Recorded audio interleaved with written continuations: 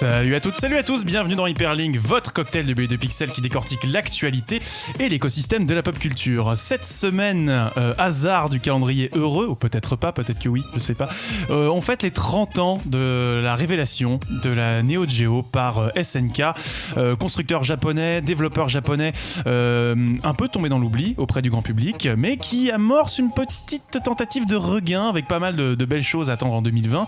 King of Fighters, ça doit vous dire quelque chose, Samurai Shodown, ça doit vous dire quelque chose, Metal Slug également. On va revenir sur l'histoire de cette grande maison du jeu vidéo japonais en compagnie de Thomas Pillon de Gameblog. Bonjour Thomas. Bonjour. Alors on te connaît en tant que spécialiste de jeux vidéo japonais, rétro gaming et un peu comme une passion pour SNK. Tout à fait, et aussi pour ces petits trucs bizarres qu'on appelle le jeu indépendant. Très bien, très bien. Donc on te suit en tant que user sur Gameblog. Un petit article à venir. Oui, je suis en train de jouer à un jeu très sympa dont je ne peux pas parler, mais qui va sortir la semaine prochaine. Donc rendez-vous jeudi normalement sur Gameblog pour parler d'un petit jeu sympa comme tout. Très bien, merci beaucoup. À tes côtés, on a Chloé, comment ça va ? Bah ça va, un peu fatiguée, mais toujours la bonne humeur pour être là avec vous pour parler d'un truc que j'ai découvert il y a peu. Donc venez, on apprend tous ensemble, c'est chouette. Super, un petit film qui s'appelle Jojo Rabbit aussi. Oui, également, c'était mon activité du samedi matin. C'est trop bien le cinéma le samedi matin, je connaissais avec pas les du tout. céréales et tout en pyjama. Exact, fantastique. Il y avait personne. Ah non mais c'est calme, c'est agréable quand j'avais une carte UGC je faisais ça, c'était le bon temps. En face on a Guillaume. Comment ça va Guillaume ? Ça va très bien Kirel. C'est le rêve de ta vie s'accomplit aujourd'hui. Moi tu me dis on a une émission sur SNK direct, enfin, j'ai même pas réfléchi quoi, c'est tout de suite un sujet qui m'intéresse, et surtout parce qu'on parle évidemment de rétro, et le rétro c'est important, et c'est cool qu'on en parle dans Hyperlink. Ouais. Très bien, en même temps on a fait une émission sur Yusuki ensemble, voilà déjà, donc les bons bails, on vous redirige vers le replay. Idouane, il est 17h05, on salue Fourmi sur le chat, on salue Monique du Terre-Terre qui nous fait coucou, n'hésitez surtout pas à partager avec nous vos anecdotes tout au long de l'émission, à poser vos questions et on tâchera d'y répondre si elles sont pertinentes évidemment. Hashtag HPL également sur Twitter, on vous lit. Je propose qu'on commence tout de suite avec toi Chloé pour ta critique de Jojo Rabbit, et après ce sera Tokyo Mirage Session pour ma pomme. Mais c'est de la merde! Alors, Jojo Rabbit, Chloé, tu es allée voir samedi matin, dis-nous un petit peu ce que tu en as pensé. Alors, donc Jojo Rabbit qui a été réalisé par Taika Waititi, qui change littéralement de genre et de maison, parce que ces derniers temps il a surtout travaillé avec Disney, notamment sur la saga Thor et sur The Mandalorian, et là il reprend un petit peu sa propre patte et il nous propose le succulent Jojo Rabbit, qui est basé sur le roman Le ciel en cage, Caging Skies de Christine Lenens. Ce film, il raconte l'histoire de Johannes, un jeune viennois membre des jeunesses hitlériennes dont les péripéties l'amènent à découvrir une jeune juive cachée chez ses parents. Pris entre la propagande nazie et l'absence de son père, Johannes s'invente un père imaginaire sous la forme de Adolf Hitler. Le film, il est assez inclassable dans son genre parce qu'il passe de l'humour noir à l'émotion pure en quelques plans seulement, avec beaucoup de touches d'humour. Il ose dans le délire de par son aspect visuel et par ses thématiques, tout en demeurant très très juste et très très réaliste. On soulignera un casting haut en couleur avec Scarlett Johansson, avec Sam Rockwell ou encore Rebel Wilson, dont les rôles improbables leur sied totalement à ravir. Waititi, quant à lui, il va incarner le personnage d'Hitler aux côtés du jeune Roman Griffin Davis, qui lui donne vie à Jojo. Et si c'est un pari risqué, même en 2020, de parler, voire de rire du Troisième Reich et de tout ce qui a pu se passer à l'époque du régime nazi, dans Jojo Rabbit, les a priori sont assez rapidement balayés pour éviter toute forme de mauvais goût, de provocation. Le film dessert particulièrement bien son propos, justement à travers l'euphémisme et la parodie du nazisme, de manière à ce que le spectateur reste suffisamment choqué, voire parfois mal à l'aise, et saisisse bien la terreur et la tristesse du propos et de la situation de l'époque, tout en s'autorisant à s'attendrir aux personnages et aux différentes situations, leurs différentes pitreries. Mais du coup, si Jojo Rabbit se savoure sur le moment, il se digère un peu plus lentement, d'après toi. C'est ça, on va réanalyser le film après coup et on va se rendre compte que si le traitement humoristique et tout public en fait un film qui pourrait sembler léger au premier abord, on assiste quand même à un pan de vie de la vie d'un orphelin fanatique, embrigadé sans aucun sens moral parce qu'il a simplement 10 ans. Il est dans un monde violent où il peine à trouver sa place et il va essayer de naviguer dans celui-ci, et c'est là tout le message que Taika Waititi va vouloir nous faire passer, en fait. C'est comment être un enfant et apprécier la vie dans un monde où on ne lui accorde aucune valeur. Donc si Jojo Rabbit ne sera pas salué de tous, parce qu'il faut quand même comprendre que c'est un film qui a différents degrés de lecture et qu'il ne faut pas le prendre justement au premier degré, on peut vraiment le saluer et dire que c'est un film réussi. Il a une photographie qui est colorée et lumineuse, qui nous rappelle par moments Wes Anderson et les différents plans qu'il a l'habitude de travailler. On a des personnages très très attachants dans un univers horrible qui pourtant nous laisse entrevoir une sorte de lumière au fond du tunnel. C'est un moment de rire, c'est un moment de pleurs, on a la gorge nouée, on est parfois saisi d'horreur, mais c'est un film qui va signer sa référence d'une bien belle manière, parce qu'il va laisser parler, ou oserais-je le dire, danser l'innocence. Merci pour cette critique, Chloé. Thomas, tu nous disais en antenne, tu n'as pas eu l'occasion de voir le film, mais il t'intrigue. Oui, j'adore l'humour noir. C'est vraiment, avec l'absurde, l'un des types d'humour que je préfère. Et c'est intéressant de se dire qu'il y a des gens qui, justement, osent maintenant, avec le temps, essayer de faire quelque chose du Troisième Reich. Et comme j'estime qu'on peut rire de tout, ça peut être intéressant. Par contre, comme je te l'ai dit hors antenne, je ne vais quasiment jamais au cinéma. Donc il y a très peu de chances que je voie Jojo Rabbit, en tout cas pour l'instant. Sauf pour aller voir Star Wars 9, du coup. Tout à fait, qui est le seul film que j'ai vu en 2019. Il y a que de belles choses à rattraper. Guillaume, ce film t'intrigue, ce film t'émoustille, ce film t'étonne, tu l'as peut-être vu. Alors moi en fait le truc c'est que j'avais entendu parler du film assez tard au final dans la production, et je sais qu'il était très attendu pour son propos et de par son speech. Moi ce qui m'intrigue vraiment, et c'est là où j'ai vraiment beaucoup de mal au cinéma avec ce genre, c'est que souvent il y a des enfants, et je trouve que le fait de faire jouer des enfants au grand écran, souvent ça donne pas forcément des super résultats, et j'ai l'impression que ça a l'air d'être le cas. Du coup je suis assez intrigué. C'est chouette, il y a dû avoir un travail monstre, parce que pour réussir à faire ce genre de film, il y a dû quand même y avoir une sensibilité, une éducation pour l'acteur principal, qui a dû être énorme. C'est super difficile de dire à un gamin, ok, tu vas jouer un petit nazi complètement fanatique et fan de Hitler, mais il faut quand même qu'on te dise que c'est pas top quand même dans la vraie vie. Donc on va quand même faire 2 poids 2 mesures et essayer de te faire comprendre quelle était la réalité de la situation, pourquoi est-ce que c'est important d'en parler, de démystifier tout ça et de faire comprendre aux gens que c'est pas quelque chose qu'il faut laisser dans le passé et l'oublier, c'est quelque chose qu'il faut accepter comme ayant eu lieu, pour justement ne pas reproduire ce genre d'erreur. Et pour moi, ce film, c'est un très très bon exemple de ce message. Alors sur le chat, on a Thunder Geek Cédric, notre Cédric national, qui passe exprès pour la critique. Je vais reprendre la formule de Monsieur Bobine, tiens donc, et dire que pour moi, ce film rentre dans la catégorie des films dits parfaits. Jolie critique, Chloé, au passage, et le casting des enfants est parfait. Fourmi également, qui est ta meilleure pom-pom girl peut-être, je ne sais totalement. pas. On a The Maniac sur le chat qui nous dit que... Le mariage, c'est pour bientôt. Hein. On attend juste qu'elle rentre du Japon. Qu'elle rentre du Japon, effectivement. On a The Maniac sur le chat qui nous dit que ça trouve le cul. Tout simplement, c'est dingue le nombre de scènes avec des ambiances différentes. Rire, drame, tension, horreur. J'allais te poser une question, Chloé. Il y a pas mal de remarques qui comparent Taika Waititi à Charlie Chaplin et ce film un peu au dictateur en son temps. Est-ce qu'on est sur quelque chose de cet ordre-là, ou est-ce que, voilà, le jeu médiatique force un petit peu? Alors, on sent effectivement, il y a des références. Waititi va justement s'inspirer de différents réalisateurs pour faire son nouveau petit joyau. Mais c'est totalement différent, parce que Chaplin, il mime, il y a la parole qui a une importance énorme, il y a du running gag, mais le personnage de Hitler incarné par Waititi n'existe que parce que c'est l'ami imaginaire de Jojo.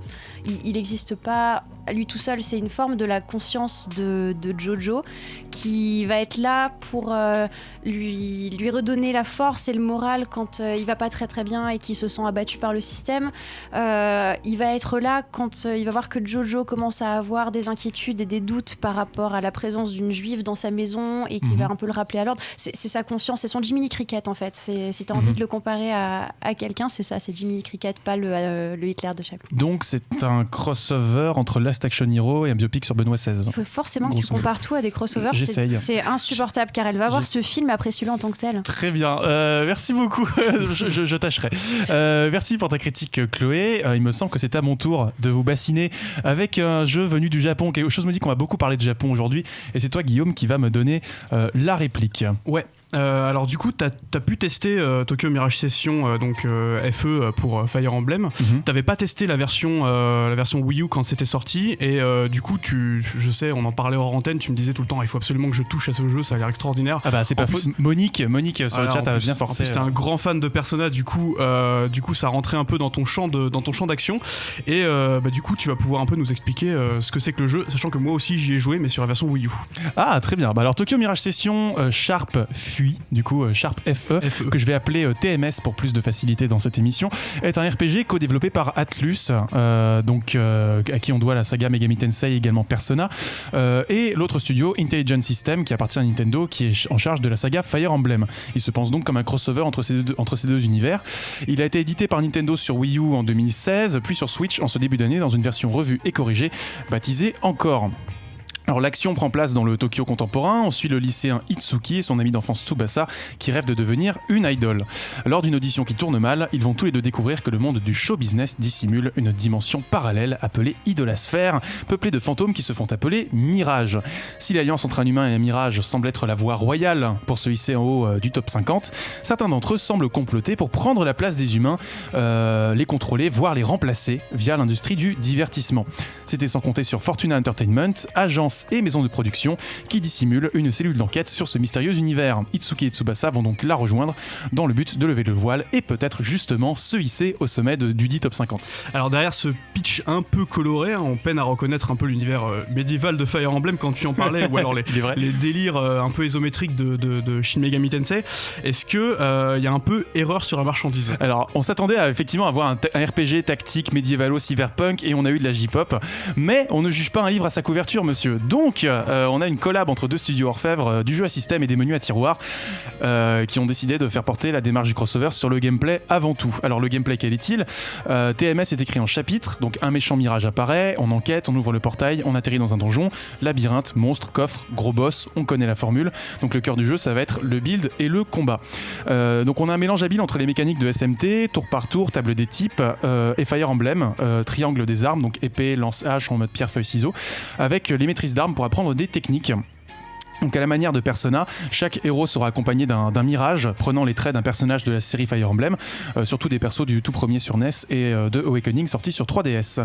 Au niveau des combats, donc on a du tour par tour à l'ancienne, avec une frise indiquant l'ordre précis à la FF10, où on va casser le tour des adversaires en intercalant des combos entre deux tours grâce à un système de session. Donc quand on frappe un ennemi dans sa faiblesse, on déclenche un combo automatique avec les coéquipiers. Donc typiquement, si Tsubasa a l'attaque Elec lance, ça veut dire qu'après une attaque électrique, elle pourra attaquer avec sa lance. Si Thomas a une attaque de type lance-feu, c'est-à-dire qu'après une attaque de type lance, il pourra faire feu. Donc on pourra faire électricité, lance-feu. C'est 3 petits chats, chapeau de paille, etc. Donc le système est très très simple à prendre en main, parce qu'il fonctionne tout seul en fait, mais il a énormément de possibilités une fois lancé. D'autant que il est vraiment récompensé parce qu'à chaque session, on gagne plus d'argent et plus d'objets. Donc pas mal de choses. Au niveau du build, on peut compter sur le Jardin des Mirages et la mascotte de la saga Fire Emblem, Tiki, qui, non content de nous appeler grand frère, comme dans toutes les productions otaku, nous permettra de crafter des armes et de débloquer des techniques. Bonus de cette version encore, ce hub prend la forme plus d'un rêve du chasseur façon Bloodborne, avec des donjons annexes qui permettront de récupérer de l'expérience et des objets rares. Je pourrais m'éterniser sur toutes les subtilités du gameplay, mais je vais pas le faire. Donc du coup on condense deux systèmes de jeu complexes de façon cohérente, limpide et organique, c'est ça qu'il faut retenir. Là où Atlus pense ses jeux en millefeuille sur le temps long, TMS reste un jeu Nintendo. En 1 heure on a assimilé et appliqué tous les ingrédients du cœur de la formule, et donc on a un orfèvre qui met son savoir-faire au service d'une philosophie de jeu justement défendue par Nintendo, un gameplay radical, plaisant, facile à prendre en main, dont on va redécouvrir la richesse en fonction des situations. Alors justement tu parlais un peu de l'univers du jeu, donc le crossover Fire Emblem et donc Persona, est-ce que justement quand tu croises un peu ces univers, est-ce que le fait que tu choisisses un peu le monde des idoles croisé avec l'univers chevaleresque d'un Fire Emblem, est-ce que ça reste un choix surprenant, et pourquoi en gros ils sont partis là-dedans en fait ? Ah bah autant Fire Emblem se conçoit comme un jeu à système avec des histoires sommaires et prenantes, autant Megami Tensei se distingue par des univers singuliers avec une symbolique ésotérique qui va servir de miroir au dilemme des personnages, surtout dans Persona en fait. Pour le coup ici la persona, donc le concept de masque social emprunté à la psychologie analytique de Carl Jung, est remplacé par la performa, donc force vitale qui permet justement à l'artiste de créer. Donc l'enjeu du récit, ça va pas tant être l'identité que l'expression de soi, c'est-à-dire comment quand on est un artiste, on peut dépasser le jugement des autres pour s'accrocher à ce que l'on veut transmettre et travailler en conscience là-dessus. Et donc à partir de là, le jeu est découpé un peu comme une série télé, c'est-à-dire un peu à la Code Lyoko, un chapitre égale un monstre égale il y a Xana qui fait des siennes, et à chaque chapitre, grosse référence des années 2000, n'est-ce pas? Et à chaque fois, on va avoir une thématique différente exploitée. C'est-à-dire, est-ce que c'est le trac? Est-ce que c'est la jalousie? Est-ce que c'est le harcèlement? Et donc chaque chapitre va aborder une étape clé dans le parcours d'un artiste et en même temps souligner une dérive du star system dont on parle. Chaque personnage ayant un rêve, donc Tsubasa veut devenir une idole, Thomas veut devenir un acteur de Sentai, Kiria veut devenir une chanteuse, et toute une foule d'éléments va venir rappeler ça, dans les noms des objets, dans le design même. Par exemple, Kiria elle a une faux, mais dont l'autre côté c'est un micro en fait, par exemple, des tas de trucs comme ça. Et donc c'est plutôt intéressant, et chaque élément va permettre de mieux s'attacher aux personnages et de faire avancer leur histoire, notamment lors des quêtes annexes, lors des interludes entre chaque chapitre, un peu comme les entractes justement au théâtre. Donc le choix des idoles est donc hyper pertinent là-dessus, surtout si on parle au sens littéral du terme idol, c'est-à-dire la représentation matérielle d'une divinité, en tout cas un mode d'accès à quelque chose de spirituel, comme au Japon on a avec les sumo par exemple. D'ailleurs, à ce titre, le jeu se permet de faire une filiation entre le théâtre no, les prêtresses Miko et les idoles contemporaines. Donc, c'est-à-dire que l'artiste est un vaisseau spirituel qui opère un transfert d'énergie pour permettre à la société de fonctionner, pour donner de l'énergie aux gens, justement. Et la question, c'est à qui profite ce transfert d'énergie dès lors qu'on a transformé l'art en industrie du divertissement, justement. Et est-ce que tu es là pour donner de l'énergie aux gens ou pour la leur prendre ? Donc, toute la thématique du jeu là-dessus est hyper intéressante, et c'est là que le pari est réussi, en fait. C'est qu'on a un univers culturel qui paraît anodin, qui paraît totalement décalé par rapport aux propos de Megami Tensei, mais ça sert juste de nouveaux territoires pour traiter les thématiques de fond de la saga. Donc le jeu a quand même pas mal d'atouts là-dessus. Il nous demande de dépasser notre jugement justement pour aller au-delà de ce qu'on nous montre, dépasser le mirage justement pour comprendre la réalité du métier d'artiste derrière l'idole qu'on vénère. Le jeu a quand même des défauts, c'est un jeu Wii U, ça bave un peu, c'est stable, il y a un peu de crénelage parfois, les couleurs sont pas aussi vives qu'on pourrait le croire finalement, et les animations sont très rigides. Heureusement il y a un découpage assez dynamique dans les combats. Point faible, les musiques sont dans le délire mais pas aussi marquantes que je l'aurais espéré, et enfin quelques éléments otaku extrêmes, donc les gros décolletés, la loli typique qui t'appelle grand frère parce que Oni-chan au Japon c'est très important. Voilà, en gros ça vient desservir un peu le jeu aussi pour un public qui serait pas initié à tous ces tropes là. En même temps c'est un jeu de niche. Donc derrière son délire J-pop sucré et nunuche, je dirais même ni-niche de la niche, n'est-ce pas Alexis, je t'embrasse. Tokyo Mirage Session est quand même un jeu extrêmement intelligent, à contrepoint du côté chien fou que pouvait avoir Persona 5 qui est peut-être un peu plus séduisant aussi là-dessus. Il s'en tient à ce qu'il peut proposer, c'est-à-dire que c'est un jeu maîtrisé qui sait articuler la richesse de son système avec les enjeux de son récit, donc glaireux par moments mais toujours plaisant et fondamentalement bienveillant. Eh bah écoute, parfait. Voilà, j'ai essayé de rester le plus court possible, je suis désolé, c'est un jeu très très riche. Si tu devais en faire un crossover de ce jeu, ce serait le crossover de quoi ? Ce serait le crossover de Megami Tensei et de Fire Emblem, enfin... Eh ben bravo Cédric. De quoi ? Qu'est-ce qu'il y a ? Parce que c'est exactement ce que Cédric avait dit un peu plus tôt. Très bien. Sur le chat du coup, déjà je vais vous poser la question, est-ce que vous y avez joué autour du plateau ? Toi tu y as joué ouais. Sur Wii U, qu'est-ce que tu en avais retenu à l'époque ? Bah moi j'en avais surtout retenu un espèce d'énorme apéritif avant Persona 5, parce qu'en fait ça, comme tu disais dans ton test, en fait ça introduit énormément de mécaniques de gameplay, notamment des combats qui ont été en fait utilisés dans Persona 5 par la suite. Et moi ce qui m'a, alors effectivement le propos en fait il est pas si graveleux qu'on peut le penser de prime abord quand tu vois les images du jeu.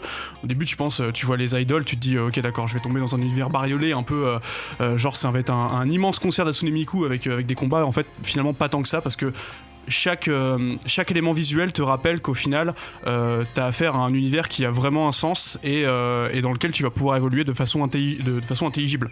Et j'ai beaucoup aimé le système de combat. Le vrai défaut du jeu, je trouve, c'est que contrairement à Persona 5 où justement t'avais des ramifications un petit peu plus importantes, notamment dans les Social Link par exemple. Voilà, et puis surtout le système de choix et des choix cornéliens que tu puisses avoir dans le jeu. Là t'as pas trop ça. Je trouve que le jeu est encore trop cloisonné. Et alors je sais pas si c'est parce que c'est un jeu Wii U et que du coup ils ont mis un petit peu moins d'énergie là-dedans et plus à mettre leur savoir-faire dans l'univers et dans les personnages, mais ouais, j'ai trouvé que c'était un excellent jeu. Alors après la version Switch je l'essaierai plus tard pour voir, mais effectivement c'est quand même cool qu'un jeu pareil qui a de toute façon pas fonctionné sur Wii U à l'époque, parce que c'est quand même un jeu de la niche comme tu disais. C'est quand même cool que Nintendo fasse l'effort de le ressortir sur Switch, parce que c'est un jeu qui mérite le coup d'œil, ouais, vraiment. Trop peu d'exemplaires, malheureusement. Trop peu d'exemplaires. On remercie Nintendo de nous avoir envoyé un code, sinon on aurait. Il y avait une super édition collector sur Wii U. Fortissimo, tout à fait. Qui était l'édition Fortissimo, ouais. Je me tourne vers vous, Thomas, Chloé. Thomas, est-ce que tu as pu y jouer ? Est-ce que ce jeu t'intrigue ? Alors ça fait partie des rares jeux exclusifs à la Wii U que j'avais pas touché, c'était dans un coin de ma tête et là du coup vu qu'il ressort c'est évidemment le bon moment et la bonne occasion. Je l'ai pas encore commencé parce que j'ai plusieurs jeux en test pour l'instant et qui sont forcément prioritaires par rapport à celui-là, mais c'est le premier que je vais faire une fois que j'aurai fini tout ça. J'adore le pitch, plus japonais tu meurs, j'adore quand le Japon parle justement de sa société. On sait que dans la saga des Megami Tensei il y a toujours une espèce de critique comme ça sociétale, là on parle des aspirations de la jeunesse, il y a plein de choses très intéressantes et en plus j'adore la J-pop, j'adore le côté décalé, j'adore quand le Japon pousse un peu justement ces archétypes, que ce soit au niveau des personnages et la manière dont les gens ont d'interagir les uns avec les autres. Donc c'est quelque chose, c'est un jeu que je vais faire évidemment, je vais me régaler et derrière je vais enchaîner forcément Persona 5 Royal, puisque même si j'ai déjà passé à peu près 90 heures sur Persona 5 tout court, je vais forcément replonger parce que c'est toujours des jeux qui sont assez fascinants. Brofist. Évidemment. Yes. Je t'ai vu mordre ta lèvre, carré. Ah oui, c'est parfait. Non, mais on a un homme de goût en plateau, c'est bien. Et juste une chose, vu que vous parliez des deux versions, je vais très très vite.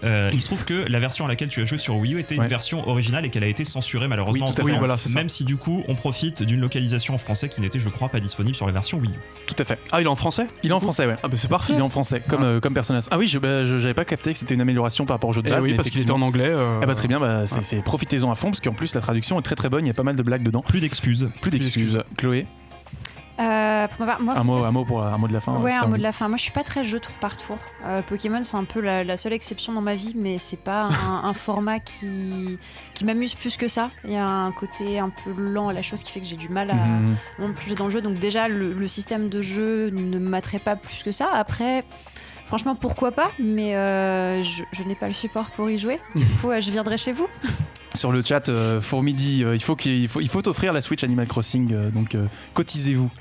Tu pourras jouer à Persona 5 Scramble par contre du coup. Du coup c'est pas un tour par tour, ce sera un jeu d'action et. Ah bah ça me. Ouais, je préfère plutôt jeu d'action / RPG. Enfin c'est un peu plus. Bon, tu vas te faire spoiler tout Persona 5 parce que c'est la suite directe du jeu, mais. Très vite. Ok, c'est pas grave. Désolé. Bon, tu y as l'animé sinon. Mais je te regarderai jouer, Karel. Comme ça, je me culturerai sur. Abonnez-vous.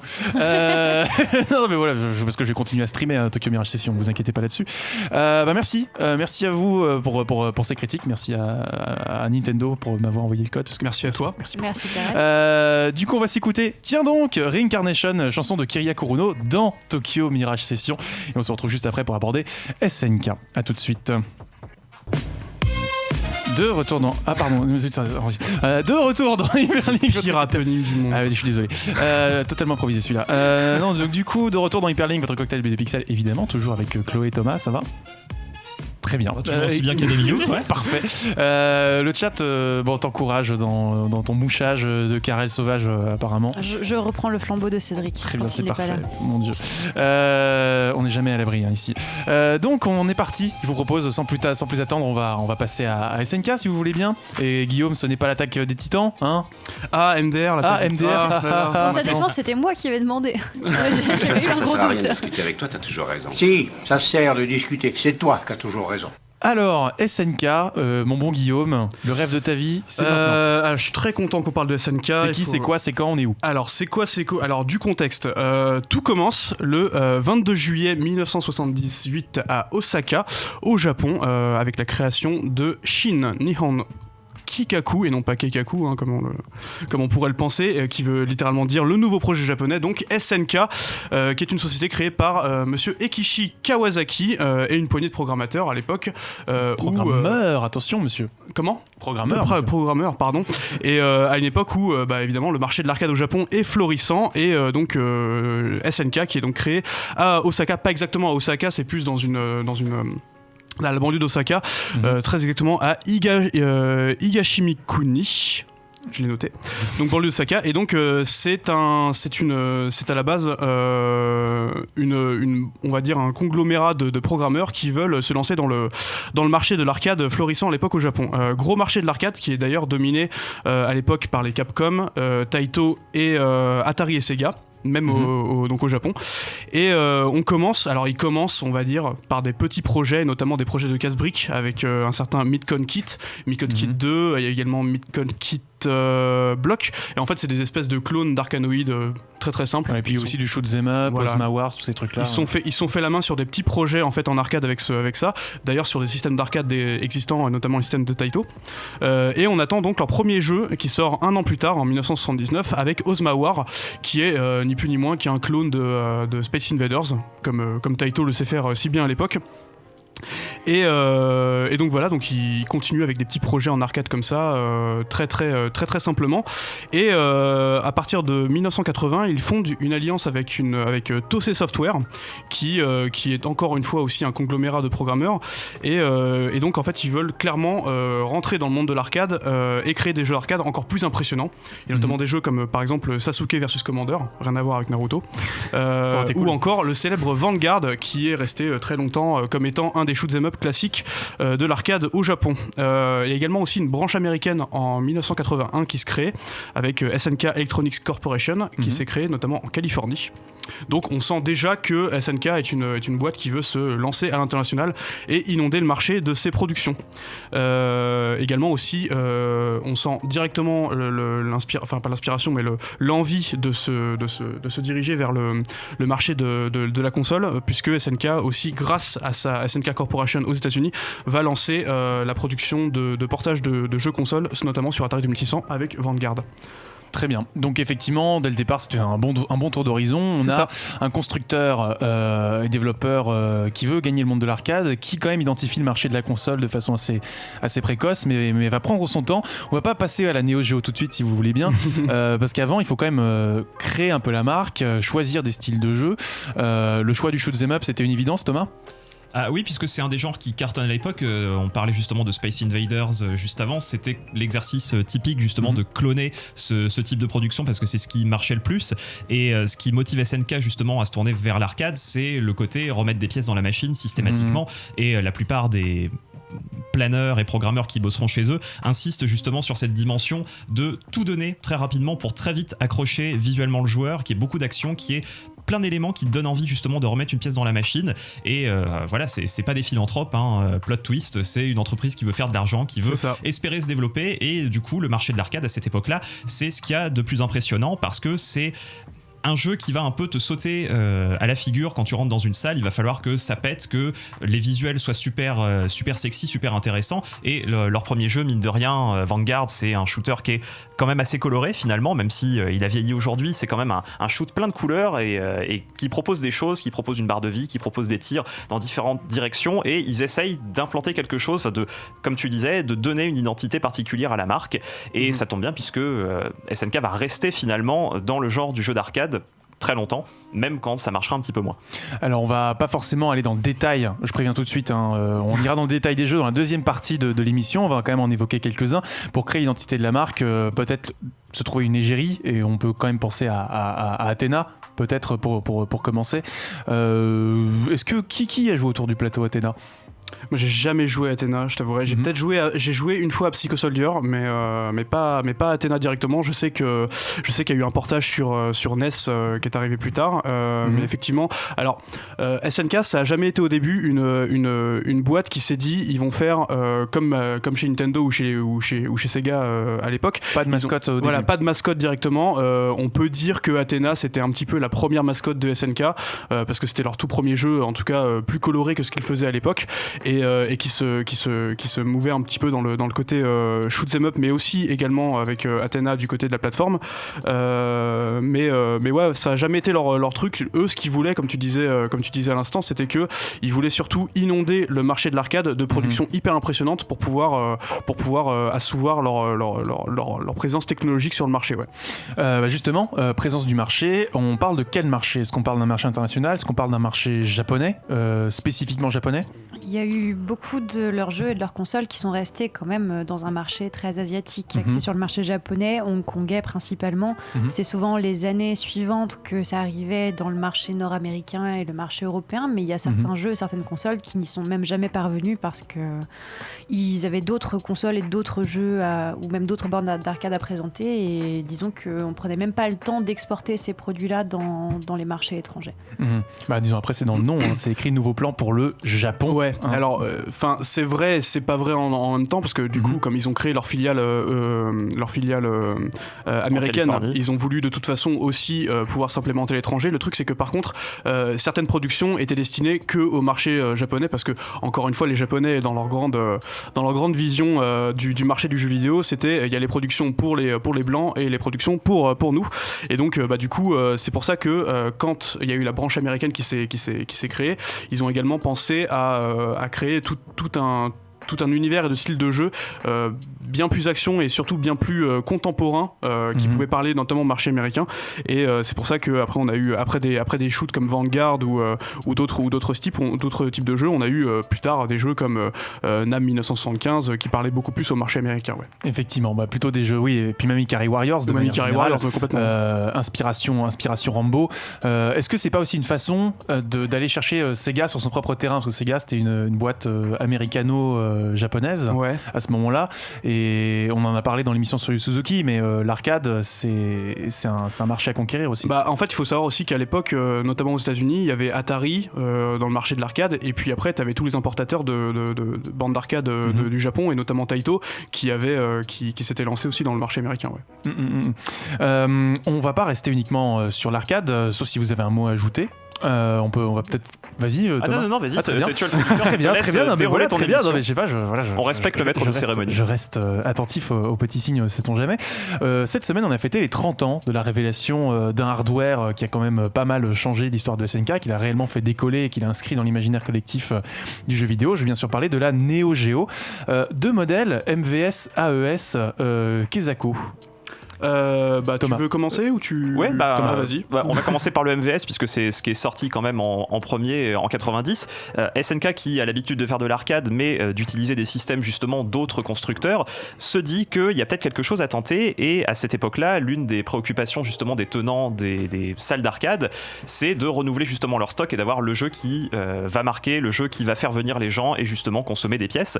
Et SNK en fait pond un système qui te permet, c'est révolutionnaire à l'époque, de changer en fait, de charger plusieurs jeux sur une même carte, et que tu vas pouvoir ensuite alterner, en fait, faire défiler sur une seule et même borne, ce qui fait que tu as beaucoup moins de manipulation finalement, en tout cas pour le gérant de la salle d'arcade, tu as beaucoup moins de manip à faire pour proposer plusieurs jeux, et si éventuellement il y en a un qui fonctionne pas, tu sais que les gens vont se rabattre sur ceux qui vont un petit peu mieux marcher, et c'est la particularité du MVS, donc Multi-Vidéo System, qui comme son nom l'indique te propose de charger 2, 4 ou 6 jeux en même temps sur une seule et même machine, ce qui fait que ça va pouvoir énormément tourner, et ça va changer un petit peu quand même le quotidien, ça va simplifier la vie des gestionnaires de salles. C'est ça. Et on va également... Vas-y, pardon, tu voulais... Ouais, je voulais dire aussi également, il faut savoir aussi que à l'époque, dans le milieu de l'arcade, notamment des bornes d'arcade, en fait, on avait notamment des bornes dédiées pour chaque jeu, ce qui coûtait extrêmement cher aux gérants de salles d'arcade, parce qu'ils devaient acheter une borne d'arcade par jeu. Donc quand le système MVS est arrivé, en fait, pour eux, c'était révolutionnaire, parce qu'en fait, ils avaient juste à acheter une borne, mettre 2-3 jeux à l'intérieur et les changer en fonction, ce qui faisait une économie d'échelle qui était assez hallucinante. Aujourd'hui, on a des émulateurs. Voilà, c'était un peu la Switch avant l'heure, comme on en parlait la dernière fois. Non, ça c'était un autre argument, parce que tu pouvais retirer la cartouche de la borne pour la mettre dans la console chez toi. Oui, c'était ça. Oui, en fait, c'est comme si tu prenais le. Mais en fait, le truc, c'est que il faut savoir que quand ils sont partis sur ce système-là, ils avaient déjà pensé en amont, en fait, à le décliner pour la console de salon. Donc, en fait, avant même d'avoir pensé l'arcade, ils avaient pensé à la console de salon. Le truc, c'est que, forcément, dans leur ADN, ils font de l'arcade. Ils en sont arrivés aussi à créer des bornes. Donc, le AES et le MVS et le AES qui a suivi par la suite. Et donc, le AES, quelle est la nuance par rapport au MVS ? Alors, le AES, donc la Neo Geo, alors je sais pas si on le verra dans les images, mais il y a des pubs pour la Neo Geo qui passent. En fait, la version AES de la Neo Geo, en fait, c'est une version miniaturisée de la carte de la carte d'arcade de l'époque de SNK, en tout cas de la MVS. Et donc c'est une console qui permettait tout simplement de pouvoir directement jouer avec les cartouches qui étaient dans les bornes d'arcade MVS. Et donc en fait on avait des versions des jeux le but c'était de créer l'arcade à la maison et de par non seulement la console, en tout cas de la façon dont la console a été pensée, plus les manettes qui étaient directement en fait des joysticks d'arcade tout simplement, on avait déjà cette philosophie dans ça. Et ce qui était déjà très impressionnant à l'époque, et c'était ça qui était mis en avant par SNK, c'était que en fait les jeux étaient stricto sensu des conversions de l'arcade, mais surtout à l'époque où on faisait la guerre des bits notamment avec les consoles de salon, là on parlait carrément en mégaoctets dans les cartouches, et on disait carrément, c'est pour ça qu'on appelle ça le 100 méga choc, c'est que en fait les cartouches AES pouvaient accueillir jusqu'à 100 mégas de données, même plus par la suite, et pour l'époque c'était totalement révolutionnaire. Ouais, mais c'est pour ça, c'est justement que SNK est très vite reconnu comme orfèvre du pixel, si je puis me permettre l'expression, dans la mesure où on va avoir des sprites extrêmement détaillés, des décors très détaillés. Chloé, tu voulais rebondir? Non, moi je voulais juste rebondir sur le fait qu'elle était aussi vraiment connue pour sa longévité. Elle est sortie en 90. 90. Et c'est en 97 qu'on a eu une réédition avec un processeur 64 bits, si je ne m'abuse, arrêtez-moi, si au niveau des conversions. Alors 64 bits, tu penses peut-être à la version la Neo Geo 3D. Hyper Neo Geo 64 qui était un autre système d'arcade, effectivement. C'est ça, un autre système d'arcade. Mais la console a eu pas mal de longévité parce que le dernier jeu qui est sorti sur AES, c'est Samurai Spirit Zero Special qui est sorti en 2004. Ouais, ok, j'avais 2005 en tête, mais oui, effectivement. 14 ans d'existence quand même pour une console qui est sortie en 90, c'est assez exceptionnel. C'est pas mal. Alors après, on parle aussi du marché à l'époque, et j'allais poser la question, c'est qui les clients en fait de ça, parce que vu que les salles d'arcade ce sont quand même des professionnels qui payent un loyer pour la salle, l'idée c'est quand même de faire venir les gamins après l'école pour qu'ils viennent jouer. Si on commence à créer un système qui permet de se payer ces jeux-là à la maison, je me doute que ça coûte cher.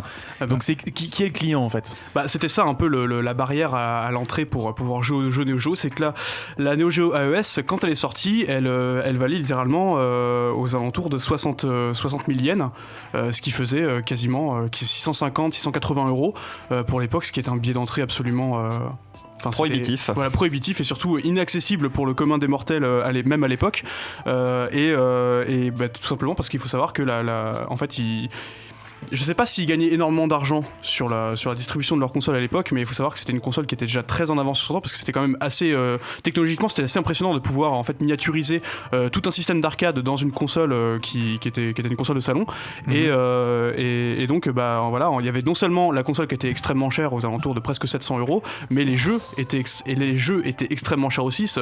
On tournait aux alentours de 250 euros pour l'époque, et c'est pour ça qu'en fait quand t'achetais une Neo Geo, t'achetais pas 40 jeux avec quoi. Et alors justement au début tu ne peux même pas l'acheter en fait, puisque pendant à peu près 1 an et demi au moment où ils sortent la ES, c'est d'abord une console qui est destinée à la location, tellement justement elle est chère.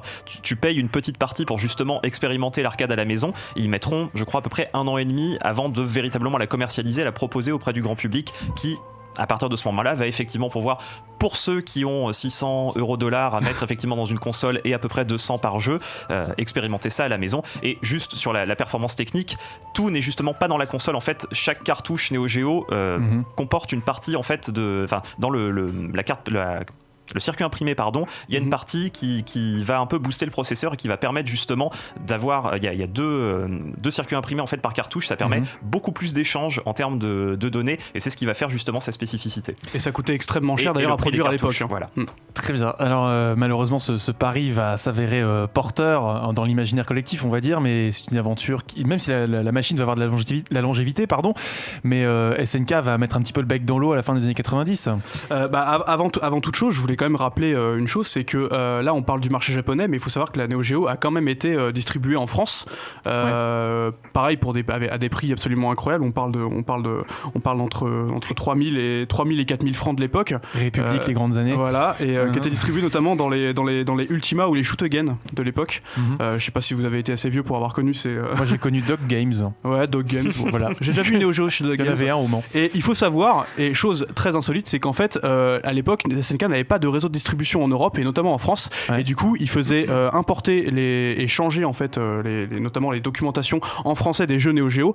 Qui est-ce qui faisait ça? Et c'était Guillemot International, qui n'est autre que Ubisoft. Oh, d'accord. La vache, tu m'as Et voilà. Donc comme ça, tu pourras dire en dîner mondain que en fait Ubisoft c'est les premiers à avoir importé la Neo Geo en France. Hello everyone. Pardon. Donc ma question c'était est-ce que le pari est gagnant ? Est-ce que finalement on touche un large public avec ça ? Est-ce qu'on peut survivre à l'arrivée typiquement par exemple de la PlayStation ? Je pense qu'ils ont déjà essayé de toucher un plus grand public en faisant la Neo Geo CD. Donc en voulant déjà implémenter un lecteur CD-ROM pour avoir plus de jeux venant d'autres éditeurs pour peut-être rentabiliser un petit peu plus la console. Disons que si les jeux SNK coûtaient effectivement une fortune, il fallait peut-être essayer de pouvoir avoir des portages sur cette console je vais y arriver, j'arrive pas à parler aujourd'hui, je suis navrée. Sur cette console de jeux d'autres éditeurs. Mais si le pari a été risqué, c'est aussi que SNK a été racheté. Enfin, c'est pas tant la qualité des jeux SNK plutôt que toute la situation le contexte. Le contexte autour de l'entreprise qui a fait que qu'on ça évoquera, fait une grosse chute libre. Qu'on évoquera peut-être plus avant dans l'émission. Pour l'heure, restons sur les belles années si vous voulez bien. On va évoquer tout le catalogue de jeux de SNK. Si vous aviez un mot à ajouter sur la Neo Geo avant qu'on passe à la pause.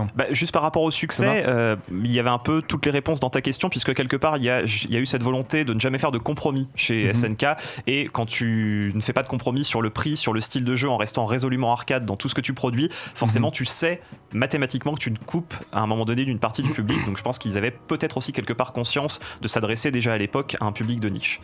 Et on verra ça avec l'arrivée de la 3D, mais ça va se compliquer un petit peu. On va écouter tiens donc la chanson d'Athena, Psycho Soldier, chantée par Kaori Shimizu sur une petite cassette de 1987 à l'époque de la sortie du jeu, remasterisée pour l'occasion. On écoute ça tout de suite. De retour dans Hyperlink, votre cocktail de B2 Pixel, toujours avec Guillaume, Chloé et Thomas, tout va bien ? Nickel, parfait, on a bien gesticulé pendant cette pause, enfin surtout moi. On a Fourmi sur le chat qui nous dit c'est vrai qu'elle était foutrement chère cette console. Petite anecdote, lors d'une conférence à la Polymanga de Montreux, il me semble que le joueur du grenier avait demandé à tout l'amphithéâtre si quelqu'un avait eu une Neo Geo. Sur facile 600 à 800 personnes, il y avait un pauvre gars au fond de la salle qui avait levé la main. Moi je connais un jeune papa dans le 15e qui a une belle collection de Neo Geo, on l'embrasse très fort. Il se reconnaîtra s'il nous écoute. On va passer, si vous le voulez bien, on a un peu abordé la Neo Geo dans les grandes largeurs. Passer un petit peu au catalogue de SNK, parce que SNK c'est aussi surtout des jeux, et donc on va aborder ça tout de suite. Donc les enfants, on va commencer par tout simplement le shoot'em up qu'on a vite fait aborder tout à l'heure, avec Psycho Soldier et Ikari Warriors. On est en 86. On est en 86, Psycho Soldier, c'est une espèce de sequel non officiel de Athena qui était sorti 1 à 2 ans auparavant. On retrouve le personnage de Athena, justement, jeu d'action à défilement horizontal. On va suivre les deux personnages principaux. Athena est complétée sur le nom du deuxième personnage, s'il vous plaît. Je ne l'ai plus en tête, je ne l'ai pas noté. C'est Yara. Non, c'était pas ça. C'était l'autre. C'est pas celui-là. Désolé.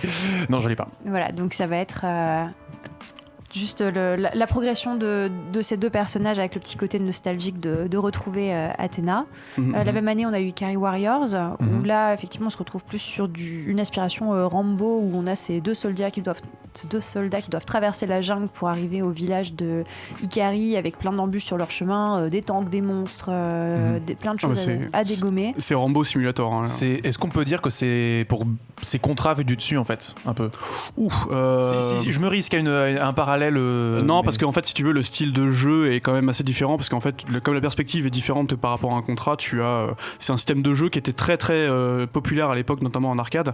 Et en fait, Ikari Warriors, c'est un peu l'apogée de ce style de jeu, le top-down shooter notamment, et ça, il est resté en tout cas une référence pendant très longtemps. Ouais. Même si l'opus Contra sur Game Boy va s'inspirer un stage sur deux du top-down shooter justement, à défilement vertical, mais l'empruntera à Ikari Warriors, et c'est évidemment pas l'inverse qui s'est passé. C'est ça. Également les Turok sur Game Boy Color. Voilà.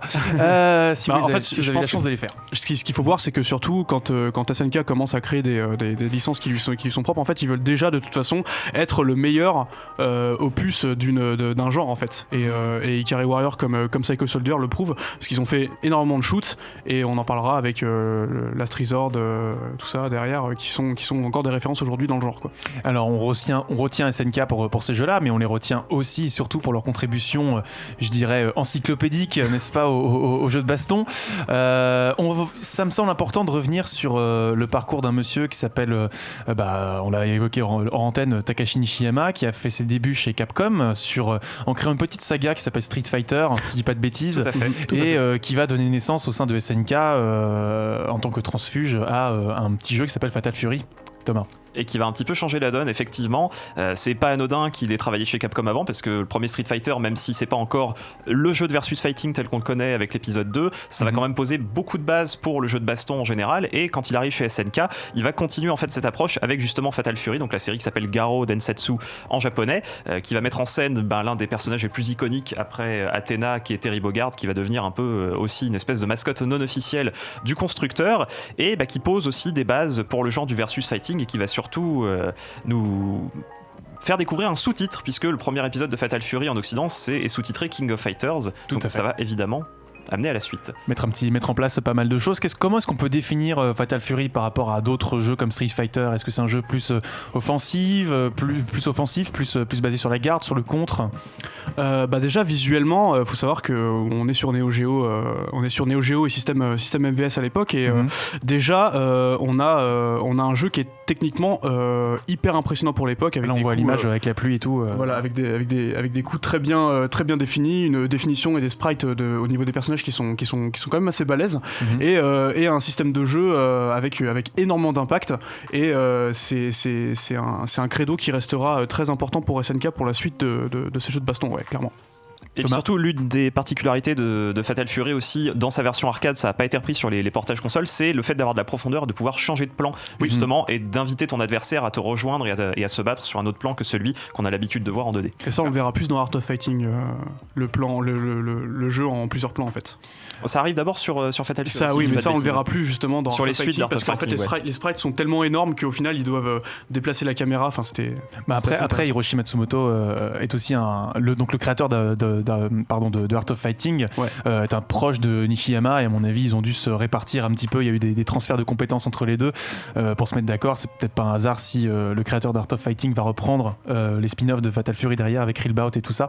Bref, la petite parenthèse que je referme bien vite. Mais effectivement, est-ce qu'on peut dire que Fatal Fury, avec son système de pas de côté, n'est pas un peu précurseur du pas de côté des jeux de baston 3D quelque part?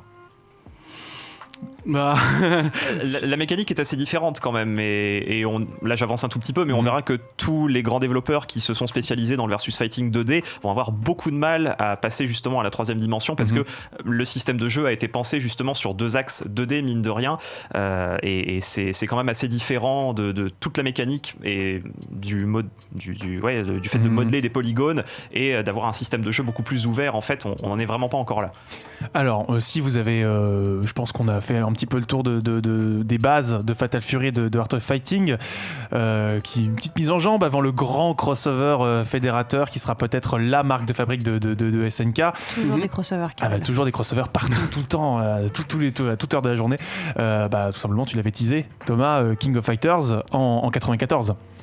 Avec le premier opus, effectivement. Et là, pour le coup, on est obligé de lui donner raison, puisque le principe de King of Fighters, c'est justement le crossover par définition. C'est ce qui est intéressant justement dans la démarche des SNK, c'est qu'au moment où ils sortent KOF 94, l'idée est justement de réunir plein de personnages déjà connus des différents jeux qu'on a pu évoquer justement avant, qui font que, quel que soit ton passif avec justement la marque, tu vas à tous les coups retrouver un des personnages que tu connais véritablement. Chloé ? Non, je voulais dire que effectivement c'est important, mais en parallèle de ça, même à peine avant, on a eu quand même en 93 aussi, si on veut suivre toute la lignée, Samurai Showdown. Oui, donc on allait aborder après. On allait aborder après, parce que je savais pas s'il était pris dans ce crossover. Ils sont pas dans King of Fighters en fait. D'accord. C'est pour ça. Vu que j'avais noté que c'était le crossover des jeux SNK les plus connus avec certains personnages. Mais ça a été racheté par contre, Kings of Fighters au bout d'un moment. Non, c'est disons si tu veux, on va aborder le destin de la maison SNK après, mais pour le coup King of Fighters reste à la maison. C'est juste que la maison va changer de nom. Mais oui, donc King of Fighters, gros crossover. Tu disais pour préparer l'émission, Guillaume, un peu le Smash Bros avant l'heure. C'est le Smash Bros de SNK, ouais, complètement. Alors après, le truc, c'est que c'est assez particulier parce que pour le 94, on a quand même deux types de jeux de baston chez SNK. On a donc Fatal Fury et Art of Fighting, sachant que c'est deux jeux avec un style de jeu très différent.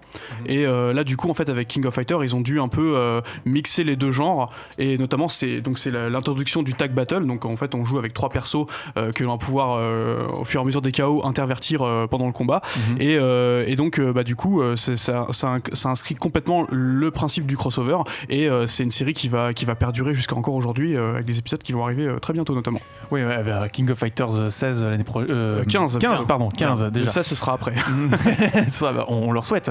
Donc effectivement, King of Fighters peut-être la marque de fabrique de SNK, en tout cas la marque de permanence pour garder un petit peu tous les personnages de l'univers, peut-être aussi à l'image tout simplement, qu'on visualise qui sont Athena, ce que c'est que Ikari Warriors, parce qu'ils n'ont pas forcément donné de nouveaux opus récents à ces personnages-là, mais en leur donnant une place dans un jeu crossover comme ça, on peut tout à fait les comme garder, Smash Bros en fait. Les garder dans le paysage. Tout à fait comme Smash Bros. On n'a pas de Star Fox, mais on a toujours Fox. C'est ça. Je pensais plutôt à Ice Climber, mais oui, très bon exemple, bien meilleur exemple. Merci évidemment. Et Solid Snake aussi, que Konami ne veut plus faire. Ah non, s'il te plaît. Bon, donc tu le mentionnais, Chloé, Samurai Showdown. Samurai Showdown. Donc, oui, c'est juste parce qu'il est arrivé un petit peu avant et que j'étais dans un jeu de baston un peu alternatif. Un peu alternatif, parce que là on va reprendre la culture nippone à proprement parler, en partant sur un jeu de samouraï avec quelques nouveautés comme l'utilisation de l'arme blanche, il me semble, qui était assez novateur par rapport à la plupart des jeux de combat de l'époque où on donnait des coups de poing, des coups de pied, on avait des attaques spéciales, mais ça se limitait plus ou moins à ce genre d'aspect-là. Qui lui justement est souvent aussi comparé à Street Fighter 2, encore presque plus que... Alors il est... Au niveau des mécaniques, je veux dire. Disons que Samurai Showdown, ça va être un jeu qui est très axé sur la défense, parce que les barres de vie vont fondre très très vite. Mais t'as complètement en fait, un jeu de position. Je sais plus comment on appelle ça dans le jeu de baston. Désolé désolé aux puristes du genre, mais c'est clairement un jeu qui va se baser en fait sur la position de ton perso et surtout sur les ouvertures de garde. Contrairement à un King of Fighters qui est très action où tu vas y aller bourrin directement. Là, en fait, le principe de l'arme blanche va totalement en fait embrasser le style de l'attaque-défense, et du coup, tu vas devoir en fait arriver à casser la garde de ton ennemi, et surtout parfois même à casser l'arme de ton ennemi en fonction des coups que tu vas donner. Et donc c'est un jeu qui est vachement plus basé sur les positions plutôt que sur l'action. Mais ta comparaison avec Street Fighter 2, je pense, se vaut sur un personnage comme Vega par exemple, qui va perdre sa griffe et qui peut la ramasser, etc., ou même Cody qui va perdre son couteau, etc. Donc Samurai Shodown a apporter effectivement quelque chose là-dedans, cette idée qu'un personnage peut tenir un objet et le perdre et avoir du coup un moveset un peu différent. Thomas, Samurai Shodown, c'est une série dont on a qui est peut-être plus immédiate aujourd'hui pour le grand public. C'est peut-être l'une des séries qui est... C'est marrant, elle est un peu dans l'ombre de King of Fighters. SNK la met pas forcément en avant et pourtant elle est là. Et c'est quand même un de leurs plus gros succès. Le premier qui est sorti en 93, ça reste un jeu absolument incroyable parce que, on l'a dit, il pose de nombreuses bases, les armes blanches, le zoning et surtout un rythme qui est très différent en fait de la plupart des autres jeux de versus fighting, puisque c'est très punitif. L'arme blanche, comme dans la vraie vie, si tu te prends un coup de sabre aiguisé, tu t'en sors très mal. Et pour avoir rejoué au premier opus il y a pas très longtemps, justement pour préparer un petit peu cette émission, il y a des matchs qui peuvent se terminer véritablement en 2 coups, puisqu'on a des combinaisons d'attaque avec des coups faibles et des coups forts. Et des coups bien placés qui effectivement prennent l'adversaire de vitesse peuvent très rapidement finir le match, et du coup ça va être vraiment un autre rythme, un rythme beaucoup plus posé, beaucoup plus lent, et surtout visuellement c'est un jeu qui est somptueux, qui est vraiment magnifique, qui à l'époque, les sprites sont fous, à l'époque c'est assez dingue quand même de voir un truc comme ça. Les sprites sont effectivement gigantesques. On retrouve l'effet de zoom et de dézoom qu'on avait déjà vu dans Art of Fighting, mais qui là est beaucoup plus rapide, beaucoup mieux maîtrisé par SNK.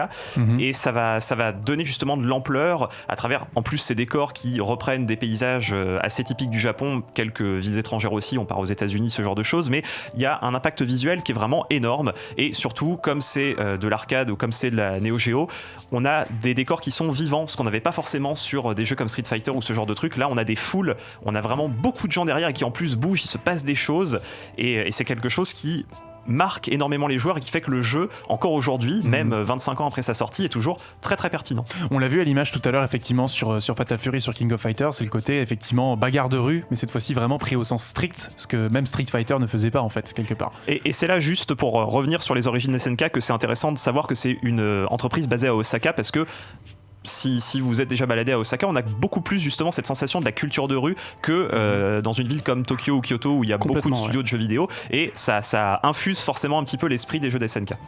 Si vous n'avez rien d'autre à ajouter sur le domaine du jeu de baston dans le répertoire de SNK, on a une autre saga qui cette fois-ci va s'extirper du versus fighting pour aller vers le run and gun, vers l'action plateforme, avec évidemment Metal Slug en 1996. Peut-être une tentative de diversifier le catalogue, mais qui déjà en quoi ça consiste, et tout simplement, est-ce que c'est un jeu de guerre comme Ikari Warriors, ou est-ce qu'on se réinvente est-ce que c'est un jeu, voilà, que présenter Metal Slug à des gens qui connaissent pas forcément? Alors Metal Slug, c'est un jeu de shoot plateforme, un platformer shooter, donc comment dire, action horizontale, et donc le but c'est que du coup on contrôle un personnage avec justement diverses armes qu'on va ramasser sur le terrain de jeu, et le but en fait c'est quasiment de tout péter en fait, tout en libérant les otages que l'on va ramasser en fait sur le terrain, et puis voilà, c'est surtout qu'en fait Metal Slug est très connu à l'époque parce que visuellement c'était le pinacle que ce que pouvait faire à l'époque SNK, en tout cas sur son système Neo Geo, et à tel point que au final le jeu était tellement chargé visuellement et tellement avec des sprites énormes et surtout avec de l'action partout que le jeu était très connu pour non seulement étant très beau, mais il ralentissait énormément le système, et moi je me souviens avoir joué à l'époque à ce jeu là, et c'était l'horreur parce que le jeu était magnifique, mais le jeu était complètement ralenti parce qu'il y a trop chargé, mais c'est un jeu vraiment iconique de cette époque de l'arcade pour SNK, ouais. Surtout imaginons les effets de particules avec les décors destructibles, toute une décomposition en plusieurs plans, les explosions avec des sprites énormes, tout. Metal Slug, donc un mot qui revient souvent, c'est que c'est un jeu qui a un peu une idée à la seconde. Thomas ? Oui, effectivement. Une énorme générosité. Et qui revient en plus de très loin, parce que comme la plupart des jeux SNK, en fait, ils se sont à peu près éloignés du concept de base, puisque en fait le titre du jeu Metal Slug, ça fait référence à ce tank assez iconique qu'on récupère plusieurs fois dans tous les jeux de l'aventure. Et au départ, c'était vraiment un shooter où tu incarnais ce tank en question. Donc il y avait une fois de plus un rythme un petit peu plus lent. Et après quelques playtests, ils se sont rendus compte que non, ça marchait pas du tout. Les joueurs finissaient par se lasser un petit peu. Et il leur restait 6 mois avant de sortir le jeu. Et c'est là qu'ils ont dû changer complètement leur fusil d'épaule et proposer des personnages, développer toute une équipe, et donc transformer le jeu en fait, puisque tu ne te déplaces pas de la même manière à pied et dans un tank, et donc il a fallu donner vie justement à ces décors, trouver énormément de situations et trouver un antagoniste aussi, parce que voilà, c'est ce qui fait la spécificité de Metal Slug aussi, c'est que comme tu dis, il y a une idée à la seconde, mais il y a surtout beaucoup de gags visuels à travers les personnages, à travers les décors. Il y a des blagues, des noms à la con, notamment sur les premiers décors où t'es dans la péninsule arabique, il y a énormément de trucs à décoder derrière, et si c'est comme tu le dis, un peu le pinacle de ce qu'ils peuvent faire à l'époque, parce que sur les animations des personnages, il y a un travail complètement fou au niveau des détails, au niveau des expressions faciales de ce qui se passe. Et ils vont s'amuser après dans les épisodes précédents à déformer un peu leurs personnages, à les faire grossir, à les faire se transformer en zombies, avec tout un tas de pouvoirs qui vont s'en suivre justement. Et c'est un jeu où tu ne t'ennuies jamais, puisqu'il y a toujours quelque chose à l'écran qui va attirer ton regard et éventuellement t'amuser. Rappelons que c'est en termes de tonalité, pour quelqu'un qui connaîtrait pas forcément le lore de la série, c'est quand même une série où t'as Saddam Hussein qui se fait ressusciter par les extraterrestres. Enfin voilà, c'est vraiment de ce niveau-là. Le 3, ouais, effectivement. Ouais. Le 3, il est très extraterrestre. Un bon gros délire. Un peu MGS5-esque avant l'heure quelque part. Malheureusement, c'est une diversification du catalogue qui arrive un peu tard. En 97, on commence déjà à voir le déclin des ventes de la Neo Geo. Est-ce qu'on peut attribuer ça uniquement au virage manqué de la 3D, ou est-ce que c'est simplement le non-renouvellement de la clientèle ? Faut savoir que le marché à l'époque, notamment en 96, en fait, quasiment toute l'industrie du jeu vidéo se tourne vers la 3D, parce que c'est le nouveau credo des développeurs, c'est de faire des jeux en 3D hyper impressionnants. Et quand on voyait les démos à l'époque de la PlayStation notamment, et de chez Sega avec la Saturn, en fait, SNK n'avait rien de vraiment concret à proposer de son côté. Ils restaient encore un peu coincés dans leur carcan de jeux 2D, certes impressionnants, mais c'était pas de la 3D. Et un peu dans ce carcan arcade, parce qu'il faut savoir que quand même la Neo Geo ça reste un système arcade, donc en fait le game design est pensé pour des petites sessions de jeu et pas forcément des grandes aventures 3D, ce qui était à l'époque allait devenir la norme. Et donc forcément t'as ce déclin qui est amorcé par l'arrivée de la 3D, notamment dans le monde, dans l'industrie, mais également aussi la chute des ventes, parce que de toute façon la Neo Geo ça a toujours resté un système qui a été et le MVS et l'AES a toujours été des systèmes qui ont été destinés à un public fortuné, et les gens voulaient non seulement de la 3D mais en plus quelque chose d'abordable, et ce que Nintendo, Sega et Sony ont réussi, là où SNK a complètement lâché l'affaire. Et là où Capcom les a un petit peu mouchés aussi, parce que a refusé de sortir Street Fighter 3 trop vite.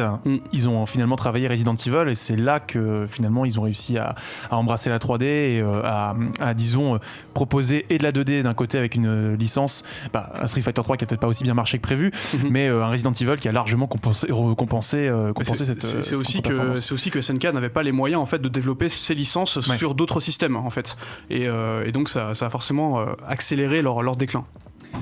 Déclin sur lesquels on va revenir peut-être plus en détail après la pause musicale. Aviez-vous quelque chose à ajouter, peut-être un jeu du cœur dont on n'a pas parlé? C'est le moment. Je sais que Garou Mark of the Wolves est souvent nommé parmi les joyaux perdus de SNK. Et à juste titre.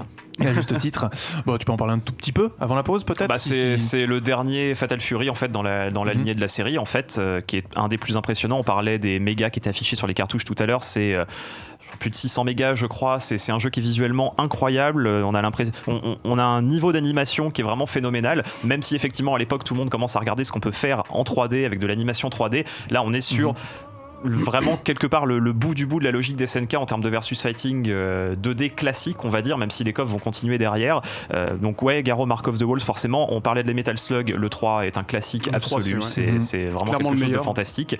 Et un tout petit jeu, je finis là-dessus, un peu moins connu, qui est Gangan, je sais pas le nom entier en japonais, mais où ils tentaient des choses, ils étaient beaucoup entre le beat'em up et le jeu de baston, et ils en ont fait un espèce de crossover entre les deux genres justement, du beat'em all et du jeu de baston, où on a beaucoup plus de possibilités de se déplacer, on peut ramasser des armes, il y a pas mal de choses qui se créent, donc voilà, il y a plein de classiques après sur Neo Geo, mais celui-ci est trop souvent oublié. Trop souvent oublié. Heureusement qu'on retrouve ce personnage dans des King of Fighters un peu plus récents, qu'on va aborder après la pause. King of Fighters, on va rester sur l'épisode 98 pour la pause musicale. On va s'écouter Stormy Saxophone par tout simplement le groupe interne de SNK, qui a un nom un petit peu mot contre triple. Je vais essayer de le dire sans bafouiller.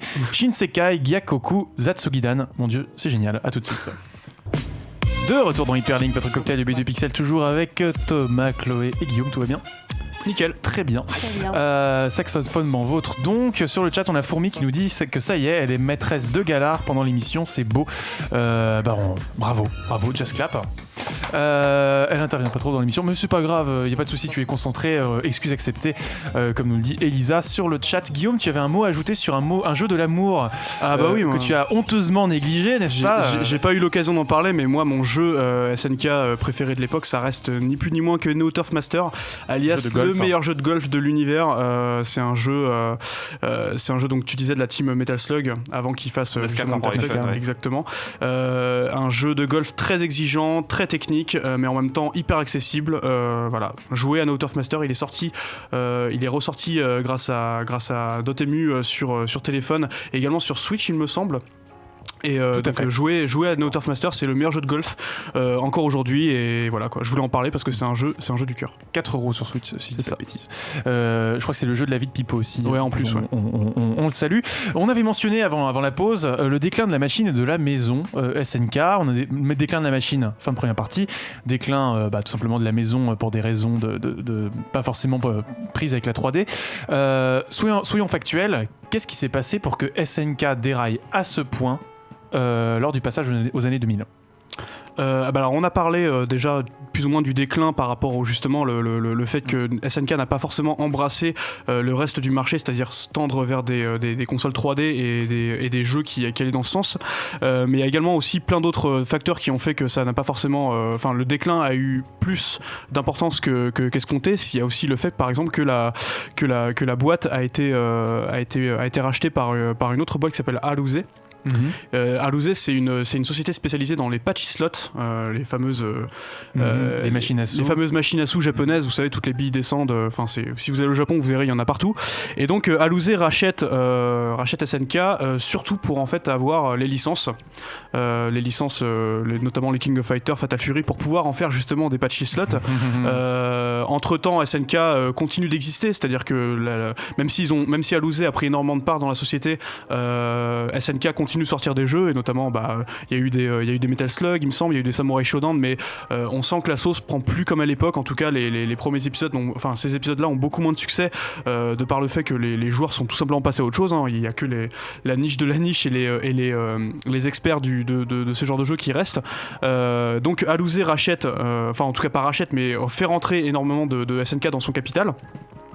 Et ce qui se passe notamment le 13 juin 2000 ou 2001, je sais plus, je crois que c'était 2000, Alouzé pousse Kawasaki, donc le fondateur de SNK, vers la sortie, qui lui en fait va fonder sa boîte juste après, Brezasoft, qui va devenir ensuite Playmore.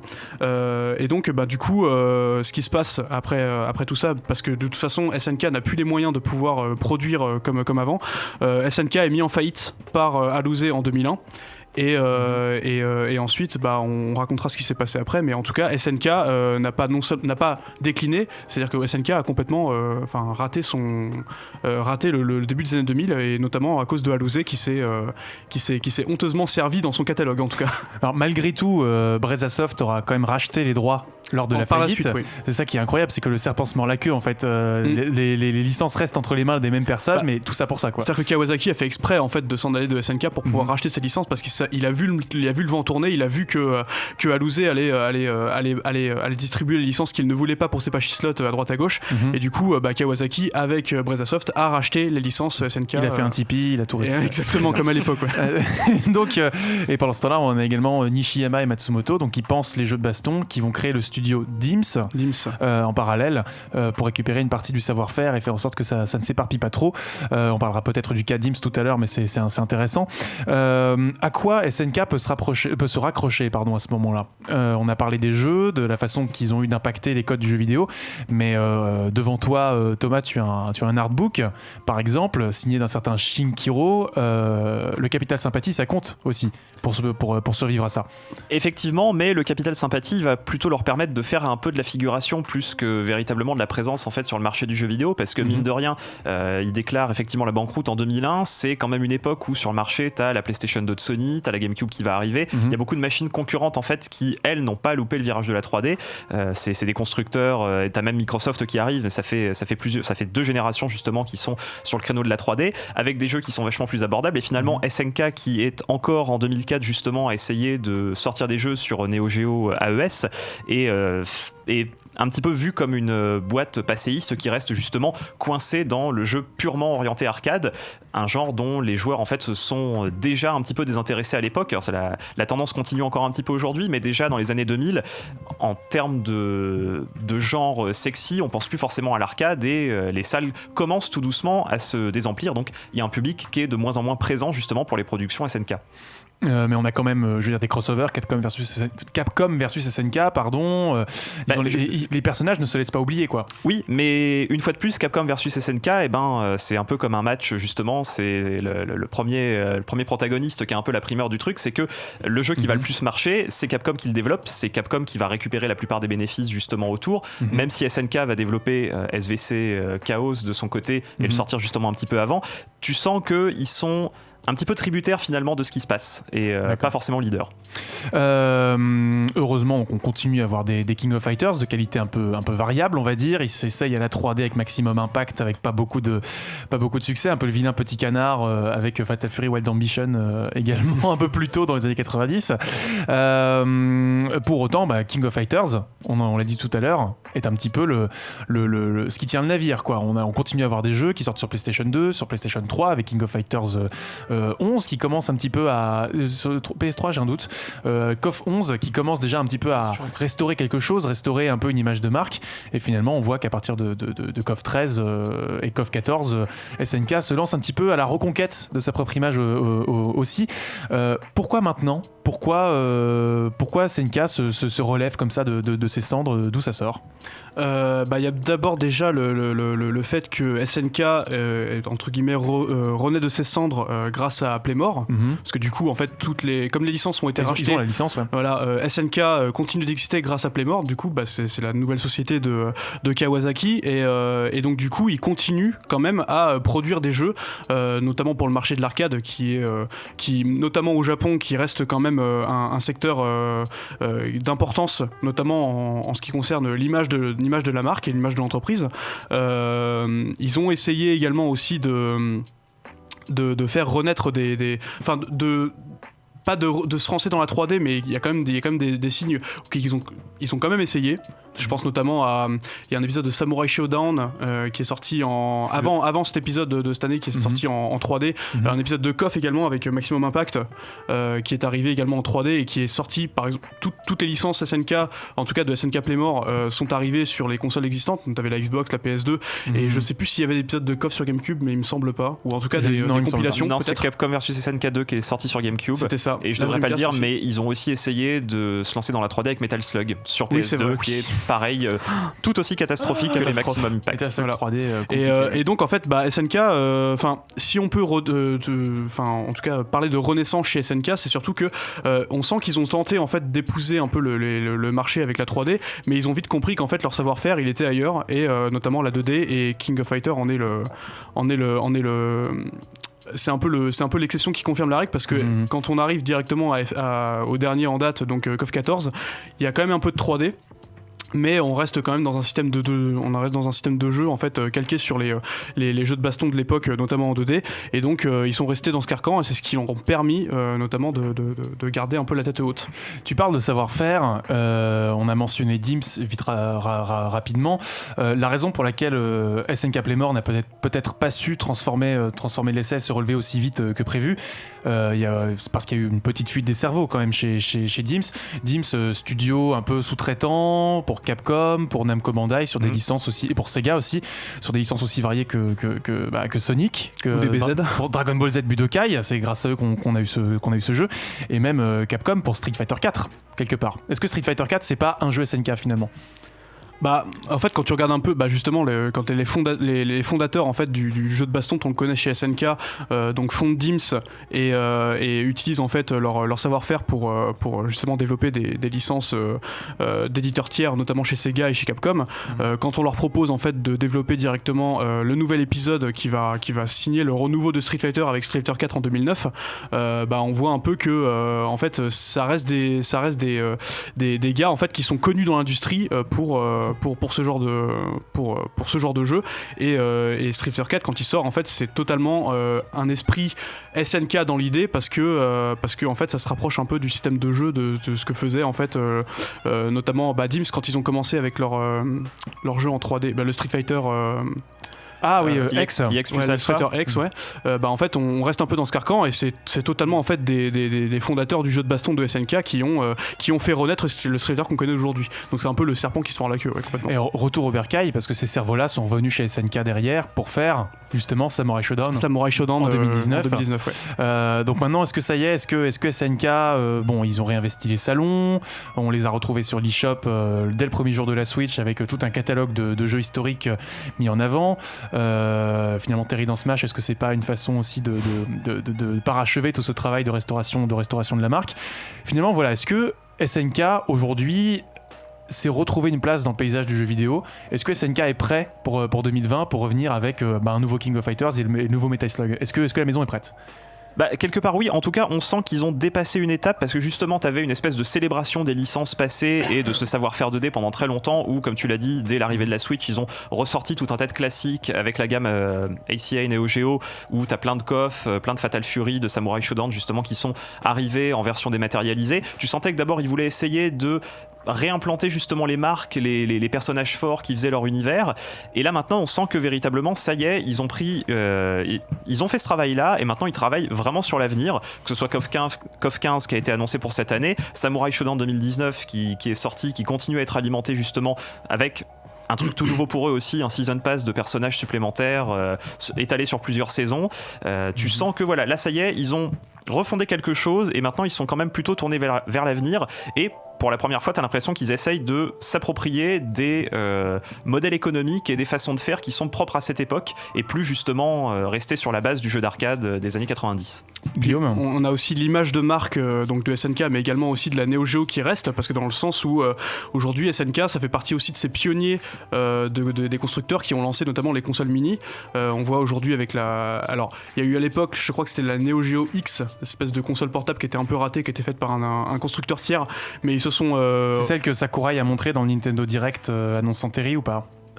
J'ai un doute. Je pense que non. Non, parce que c'est vraiment pas le hardware dont ils sont le plus fiers. Donc voilà, clairement. Mais par contre, ils ont lancé leur propre système, donc avec la Neo Geo Mini aujourd'hui, avec également le stick arcade, je sais plus comment il s'appelle, le Neo Geo Arcade Stick. Neo Arcade Stick. C'est très simple. Voilà, très simple. Où en gros, ils se sont dit que on a une marque, on a un système de jeu qui est légendaire. On va capitaliser dessus parce qu'il y a encore tous ces gens qui sont en manque en fait de cet univers arcade de l'époque ont besoin d'y rejouer et notamment grâce à l'impulsion de Nintendo, notamment dans les consoles mini, ils se sont dit qu'il y avait un coup à jouer et du coup ils s'en sont sortis plutôt pas mal. En tout cas, moi j'ai pas testé la Neo Geo Mini qui est sortie récemment, mais on m'a dit que c'était plutôt de la bonne cam du coup. Voilà. L'arcade stick aussi, et c'est surtout par terminé puisqu'ils avaient le projet de faire justement 3 consoles dérivées de la Neo Geo. T'as parlé des 2 premières, on sait qu'il y en a encore une 3e qui va arriver là en 2020. Complètement. À voir. Donc justement 2020, qu'est-ce qu'on peut souhaiter pour SNK en 2020 venant du nouveau le KOF 15, à quoi est-ce que vous voudriez qu'il ressemble? De pixel art, on poursuit sur de la 3D, cel shading voilà. De ce que j'ai vu en tout cas dans le trailer qu'ils ont donné de KOF 15, ça avait l'air d'être beaucoup ce qui commençait de faire de mieux avec en tout cas avec KOF 14, c'est-à-dire un peu de 3D, mais on garde notre système de jeu très très poussé comme à l'époque, et surtout inclure un maximum de persos, parce que ce qui était reproché notamment à KOF 12, c'était que par exemple t'avais des KOF 11 ou KOF 12, je sais plus c'était lequel, mais en tout cas c'était dans ces KOF là, t'avais des persos notamment très célèbres comme Mai Shiranui qui était absent du cast, et ce qu'ils veulent absolument aujourd'hui, c'est en tout cas ce que je leur souhaite, c'est de capitaliser sur leur marque, mais de pas rester dans le carcan de ce qu'ils savent faire. Je pense que c'est une boîte qui aujourd'hui n'a plus besoin en tout cas de faire des compilations de jeux comme ils l'ont fait à l'époque, même s'ils en ont fait énormément en tout cas pour survivre. Ils ont besoin de créer des nouveaux systèmes de jeux et de pérenniser leur licence avec des nouveautés en fait. Et c'est ce que je souhaite à KOF 15 et notamment aussi à Samurai Shodown qui l'a réussi de très bonne manière récemment notamment. Et du coup on a également un nouveau Metaslug qui est attendu. Thomas, si j'en crois un de tes articles, il voudrait mettre une barre de vie dans ce jeu. Oui, alors il faut prendre le truc avec des pincettes parce que j'ai l'impression que c'était plus une réflexion à voix haute qu'une véritable déclaration d'intention, mais effectivement, traditionnellement dans les Metal Slug, dès qu'on se prend le moindre coup, on meurt. C'est le principe de la série et c'est normal puisque c'est un jeu d'arcade qui vise à te faire remettre des pièces dans la machine. Le Dark Souls du Megaman. Voilà, et là l'idée c'était de dire peut-être qu'avec une barre de vie justement ça pourrait faire venir une nouvelle génération de joueurs finalement qui n'a pas forcément été habituée à avoir une telle difficulté dans un run and gun qui est en plus un genre qui est pas forcément très représenté sur la scène actuelle. On a Cuphead, mais c'est tout quoi. Et qui est fantastique. Oui. Et alors, vous parliez des compilations, on n'a pas fini d'en manger puisque on sait aussi qu'en 2020 va arriver la Samurai Shodown Neo Geo Collection qui doit normalement reprendre les 6 épisodes qui sont sortis sur Neo Geo. Donc SNK n'a pas fini de toute façon de capitaliser sur ses licences et sur ses gloires d'antan. Un dernier mot à ajouter, les amis, c'est le moment. On a oublié SNK Heroine. Et pour cause. Mais on peut l'oublier. Non, mais le chara design de Yori avec son petit masque et tout, c'était rigolo. Mais bon, à un moment, faut en dire qu'on est tous c'était pas un grand jeu. Comme le disait Masahiro Sakurai, nous sommes tous des grands garçons sages. Voilà. Non, mais par exemple, tu parlais juste un dernier mot. Tu parlais de l'introduction de Terry Bogard dans Smash Bros. Quand on parlait justement qu'il faut capitaliser sur leur licence, ça fait totalement partie du sens de se dire que aujourd'hui SNK a sa place dans l'univers du jeu vidéo japonais et les grands game designers d'aujourd'hui, et je pense à Sakurai, y ont pensé, et aujourd'hui on considère que les licences de SNK ont une place aujourd'hui dans l'industrie et ils le montrent jour après jour. Et Monique qui nous dit sur le chat, et la Neo Geo Pocket. Bon, attends, un petit mot à ajouter sur la Neo Geo Pocket parce qu'apparemment il a oui, c'est vrai qu'on n'en a pas parlé. La Neo Geo Pocket. Écoutez, un petit mot rapidement. Rapidement pour la situer, elle sort quasiment la même semaine que la Game Boy Color au Japon, donc voilà, ça donne une petite idée de son succès malheureusement. Aïe. Bon, mais enfin, on a quand même eu des jeux SNK sur Game Boy, si je dis pas de bêtises. Bah, c'était surtout en fait des micro-portages de jeux de baston. Des versions de chibi. Une version de chibi, et surtout, bon, le hardware était impressionnant pour l'époque, mais c'était pas la folie, en tout cas en termes de marché par rapport à la Game Boy. Ce qui était intéressant, c'était jouer à des jeux en mode portable, notamment à des Bust Move, qui est une licence SNK, et à des shooters qui rappelaient un peu cette époque. Mais c'était pas un gros succès, ou en tout cas c'était un succès pour les esthètes de l'époque. Une fois de plus pour une niche, et le stick qui rappelle justement un stick arcade absolument fantastique, atteste une fois de plus de l'envie des SNK de ne jamais faire de compromis. Si vous n'avez pas l'image, sachez que ça ressemble à peu près à la moitié basse d'une DS Tank, voilà, grosso modo, mais avec moins de boutons. Avec moins de boutons. Et beaucoup plus épaisse. C'est parti les enfants, on est sur la fin de cette émission. Merci à toutes et à tous pour vos contributions. On espère que ça aura permis à nos auditrices et auditeurs de se faire une idée plus claire des apports de SNK, de l'identité de la maison et de ce que cette maison a à nous proposer pour la suite.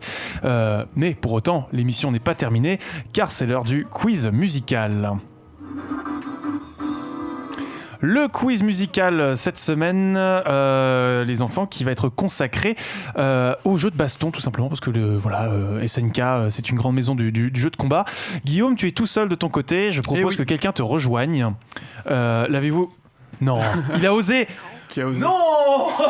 mais non. Attends, PJ, tu es quelqu'un d'insupportable. Alors, on a donc de part et d'autre l'équipe rouge, l'équipe bleue. Donc, on a l'équipe RN et l'équipe Mikasa. Non, évidemment, équipe Terry et équipe Aomaru.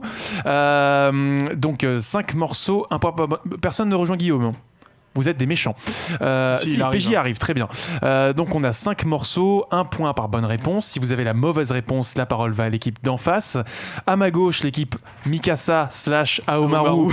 Attends de faire la blague. Chloé et Thomas. Et à ma droite, on a Guillaume et PJ pour l'équipe Terry. Bonsoir T'avais PJ. pas dit que t'avais vu le quiz musical, toi ? Non. Non ? T'es sûr ? Sûr et certain, promis. Très bien. Bon, bah très bien. J'ai jeté un peu un œil tout à l'heure, mais j'ai rien retenu, promis. Ce quiz musical est donc un quiz musical sur les jeux de baston intitulé Bagarre de l'Est, tout simplement. C'est parti pour le premier morceau.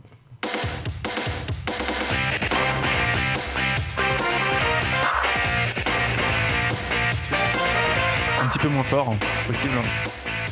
Bon, c'est un jeu SNK, vous l'avez deviné. C'est un coff. Lequel ? Parce que moi je suis pas la. C'est KOF 94. Oui, bah oui. Voilà, tout simplement. C'est l'écran de sélection de personnages de KOF 94. Complètement, carrément. Sobrement intitulé Né en japonais. Ce qui veut dire. Et alors ? Vas-y. T'as cru quoi ? Donc composé par Masahiko Ataya et qu'on retrouve également dans Super Smash Bros Ultimate. KOF 14, sorti en 94, donc sur Neo Geo. 1-0 pour l'équipe Terry. C'est parti pour le deuxième morceau.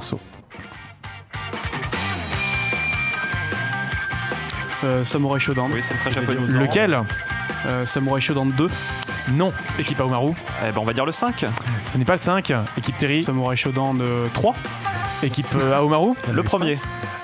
Équipe Terry. Le 4. Non. On l'a pas dit, toi ? Non, on n'a pas dit. Non. Il en reste plus qu'un. Équipe Aomaru. 5 special. Non. Équipe Terry. Le 6. Mais non. Équipe Aomaru. Samurai Shodown 2019. Oui. Ouais. bah oui, quand même. Évidemment. Techniquement, c'est le 8, il me semble. D'accord.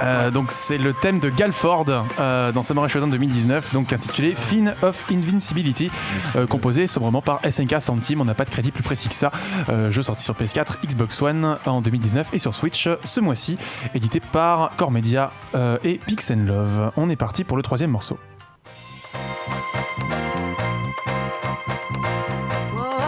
Garou Mark of the Walls. C'est pas Garou Mark of the Walls, équipe Aomaru. On est en 2001. Je vais tenter un Capcom versus SNK. Lequel ? Millennium. Ah non. Mark of the Millennium. Non, Millennium Match tout ça. Millennium Match, non. Version Équipe rouge. Terry. Capcom versus SNK. Le 2. Le 2, oui, tout simplement. Mark of the Millennium, du coup. C'était pour ça que j'étais Mark of the... Donc malheureusement, c'est Capcom versus SNK 2, Mark of the Millennium, donc sorti en 2001 sur PS2. On l'a déjà mentionné dans l'émission.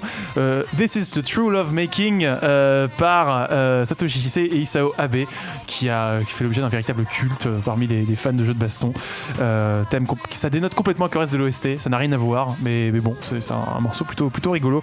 2-1 pour l'équipe Terry. Je sais pas ce que tu ferais sans moi, Guillaume. Je gagnerai pas. C'est sûr. Sûrement. Quatrième morceau.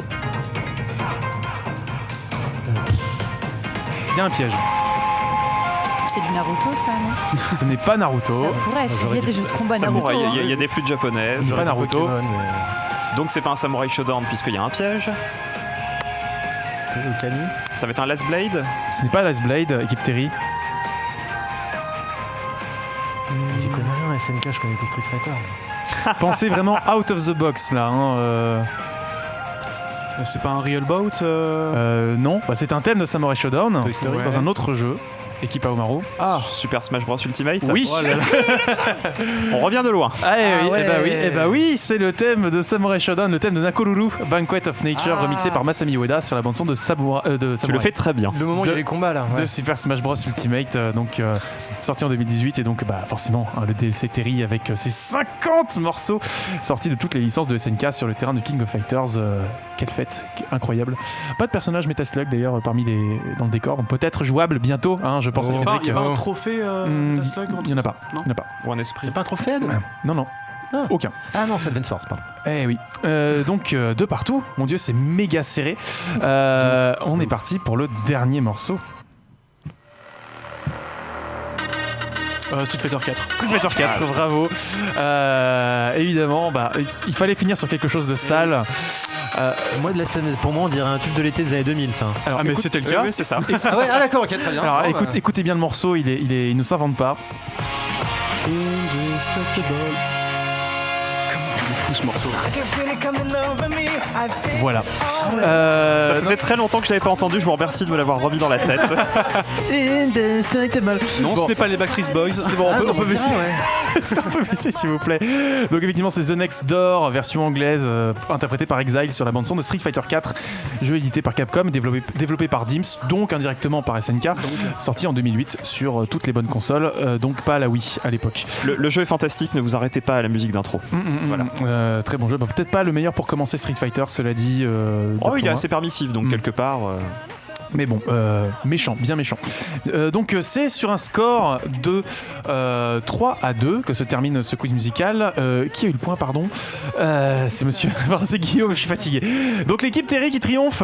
Bravo pour l'équipe Terry. Kudos. Trop fort, bien joué. Les amis, c'est l'heure des recommandations. En avez-vous? Je vais y penser, quelqu'un avant moi.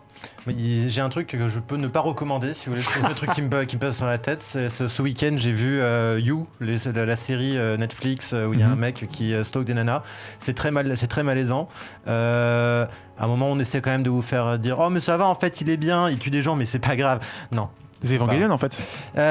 Non, par contre j'ai vu Crisis Young aussi et à la fin de la série je t'ai entendu hurler Evangelion tellement c'était fort. Eh oui, t'as vu. Je t'ai entendu spatio-temporellement si tu veux, c'était très fort. À travers le temps, parce que moi j'ai pu le voir au Max Linder il y a 2 ans. C'est pour ça, tu vois, j'ai eu en décalage horaire. Évidemment. Merci pour ta non-reco. Mais je vous en prie, surtout ne regardez pas. Très bien. Guillaume?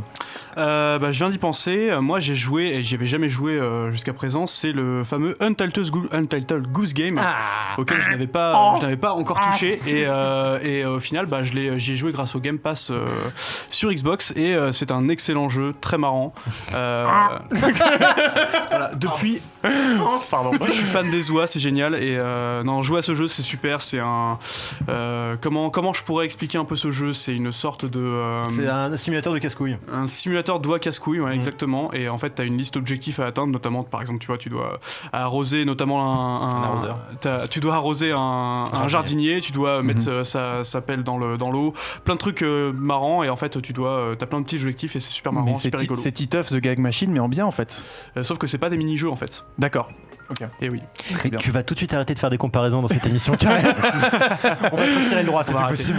Chloé. Moi, ça a été mon mois cinéma, et si je suis pas du tout film de guerre, entre Jojo, dont j'ai fait la critique tout à l'heure, et 1917, franchement, prenez un petit peu de temps, même si c'est pas votre genre de film, parce que c'est parfois des choses qui sont assez lourdes. Allez-y, laissez-leur leur chance. C'est vraiment deux styles totalement différents. 1917, prouesse de cinéma de par son effet plan séquence de A à Z. Oui. Jojo pour sa justesse. J'ai vu qu'il y a De Gaulle qui sort bientôt, ça je suis un peu moins convaincue, mais en tout cas on a un triptyque ce mois de janvier de films de guerre qui doivent valoir le coup d'œil. Il y a un biopic sur De Gaulle qui va sortir ? C'est qui le joue ? C'est un film français là. Mais il me semble que c'est Lambert Wilson qui joue De Gaulle. Mais non. Si je dis pas de bêtises. Hein. Mais non. Il me semble. Hein. La bande-annonce que j'ai entrevue au cinéma laisse penser que c'est lui. Non, d'accord, ok. D'accord, pardon. Non, mais pourquoi pas. Mais écoute. allez au cinéma pour le moment. Ouais. Le mérovingien vous a compris. Thomas. Moi, comme je ne vais pas beaucoup au cinéma, je vais plutôt vous recommander une pièce de théâtre. Alors, ça parlera plus aux Parisiens, mais il y a la dernière pièce d'Alexis Michalik là, qui est jouée au théâtre de la Scala, qui s'appelle Une histoire d'amour et qui est, comme n'importe laquelle de ces pièces, absolument bouleversante, monstrueusement bien jouée. Si vous n'en avez jamais vu, Michalik fait un petit peu du cinéma, mais au théâtre. Il y a des changements de décor incroyables, express, systématiques, qui sont visuellement hyper balèzes. C'est merveilleusement bien écrit. Allez voir cette pièce, allez voir n'importe quelle pièce d'Alexis Michalik. C'est toujours fabuleux. Et si j'ai 30 secondes, il y a un bouquin que j'ai terminé la semaine dernière aussi, qui parlera peut-être aux fans de musique. Si vous aimez le rock californien, vous n'êtes pas sans savoir que John Frusciante a réintégré les Red Hot Chili Peppers, et il n'y a pas longtemps justement, Flea a publié sa biographie chez Grand Central. Elle est sortie fin 2019 aux États-Unis. C'est très brut, mais c'est très intéressant. C'est vraiment le parcours, la jeunesse d'un gamin qui commence à Melbourne, déménage à New York et se retrouve justement dans Los Angeles et expérimente tout un tas de choses, à savoir le jazz, la drogue. Il y a des passages absolument magnifiques, très très bien écrits sur le shoot, ou sa découverte justement du jam à travers le jazz. Si vous aimez justement la musique et l'histoire des États-Unis, c'est un bouquin très intéressant. Merci beaucoup à toutes et à tous pour vos recommandations. Pour ma part, je vais vous recommander, tu m'as grillé sur Crisis Young, mais en même temps je l'ai déjà recommandé il y a 2 semaines si je dis pas de bêtises, donc bon, et tu l'as recommandé aussi il y a genre 1000 ans, plein de fois. Je l'ai recommandé plein de fois, Crisis Young, mais bon, une série qui ne parlera évidemment pas à tout le monde. Les premiers retours sont déjà très contrastés, mais en même temps c'est sans concession, donc bon. Non, j'allais vous recommander un petit film d'animation dans la continuité de Tokyo Mirage Session.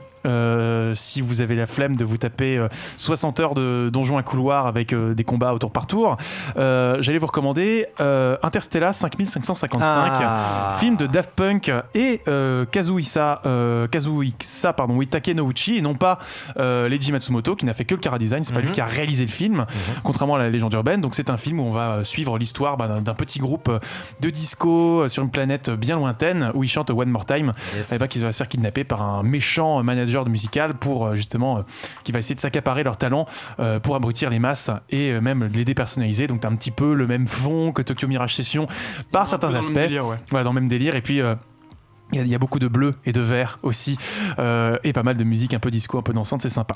Et puis même tout simplement c'est une prouesse, parce que c'est un film quasiment intégralement muet, mine de rien. Il n'y a pas beaucoup d'équivalents contemporains. C'est un film opéra, c'est un peu comme les trucs de Tommy là, des Who. Des Who, c'est le genre d'album qui justement tu pouvais transposer un film dessus en entier.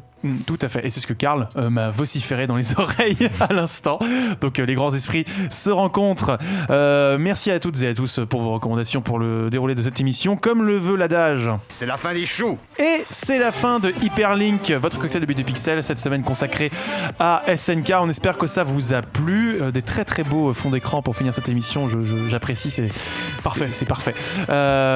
Thomas, où est-ce qu'on peut te retrouver ? Bien écoutez, sur Gameblog, toutes les semaines dans le podcast, plein de tests qui sortent un petit peu tout le temps, et puis sans doute bientôt en librairie dans quelques mois. Oh, on a un titre ? Je n'en dirai pas plus. Très bien. Bon dans quelques mois alors. On se retrouve du coup la semaine prochaine pour un numéro qui, à n'en pas douter, sera d'actualité si vous guettez un petit peu ce qui sort sur Netflix en ce moment. À la semaine prochaine. Bisous.